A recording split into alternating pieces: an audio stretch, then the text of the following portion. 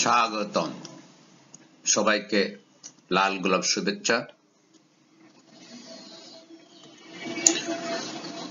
একাদশ দ্বাদশ শ্রেণীর সকল বোর্ডের অর্থনীতি বিভাগের ছাত্রছাত্রীদের জন্য ধারাবাহিকভাবে অর্থনীতি প্রথম পত্রের পাঠদান করা হবে।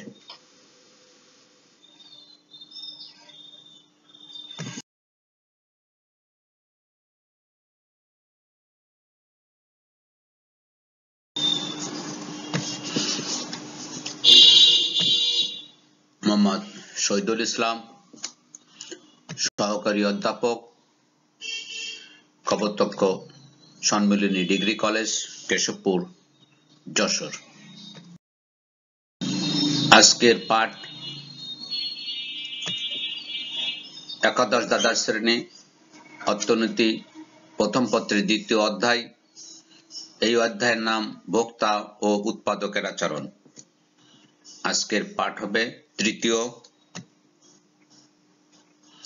প্রান্তিক উপযোগ সম্পর্কে ধারণা দেওয়া হবে। প্রান্তিক উপযোগ বলিতে আমরা সাধারণত কি বুঝি? প্রান্তিক উপযোগ বলতে সাধারণত বুঝি ভোগের পরিবর্তনের ফলে উপযোগ বা তৃপ্তির যে পরিবর্তন বা পার্থক্য হয় সেটাকে বুঝি। আর একটু পরিষ্কার করে বলি, প্রথম কাপ, দ্বিতীয় কাপ, এভাবে 5 কাপ পানি পান করার পর আমাদের তৃপ্তির পার্থক্য হবে। যেমন প্রথম কাপ থেকে দ্বিতীয় কাপ পানি পান করার পর উপযোগ বা তৃপ্তির পার্থক্য হবে। এটাই ভোগের প্রান্তিক উপযোগ। এবার আমরা সংজ্ঞাটি দেখি। কোন দ্রব্যের এক একক পরিবর্তনের ফলে মোট উপযোগের যে পরিবর্তন হয় তাকে প্রান্তিক উপযোগ বলে। এটাই প্রান্তিক উপযোগের সংজ্ঞা। আমরা সূত্রকারে দেখতে পারি, প্রান্তিক উপযোগ মার্জিনাল ইউটিলিটি ইকুয়াল টু মোট উপযোগের পরিবর্তনকে ভোগের পরিমাণের পরিবর্তন দ্বারা ভাগ করলে আমরা প্রান্তিক উপযোগ পাই। এটাই সূত্রাকারে আমরা এইভাবে লিখি।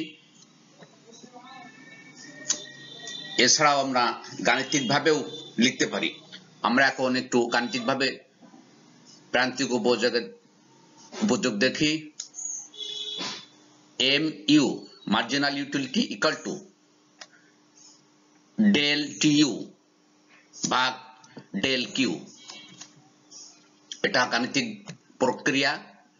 এখানে MU ইকুয়াল টু প্রান্তিক উপযোগ মার্জিনাল ইউটিলিটি,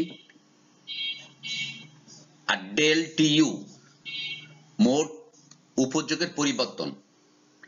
এই যে TU এর আগে একটা ডেল বা ত্রিভুজ দেয়া রয়েছে, এর অর্থ হলো এই ত্রিভুজটা অর্থনীতির ভাষায় বলে কোনো কিছু পরিবর্তন। তাহলে TU অর্থাৎ মোট উপযোগের পরিবর্তন, এটাকে ডেল TU দ্বারা প্রকাশ করে। ডেল Q ইকুয়াল টু ভোগের পরিমাণে পরিবর্তন। সুতরাং আমরা প্রান্তিক উপযোগের সংজ্ঞাটি এভাবেই বলতে পারি, কোন দ্রব্যের ভোগের পরিমাণে সামান্য পরিবর্তন হলে ওই দ্রব্যের মোট উপযোগের যে পরিবর্তন ঘটে তাকে প্রান্তিক উপযোগ বলে। অর্থাৎ ভোগের শেষের একক থেকে আগের এককের পার্থক্যই হলো প্রান্তিক উপযোগ। আগামী দিনের পাঠ ঘোষণা মোট উপযোগ ও প্রান্তিক উপযোগের মধ্যে সম্পর্ক বা পার্থক্য ব্যাখ্যা করতে পারবে। সুন্দর সহযোগিতার জন্য সকলকে ধন্যবাদ।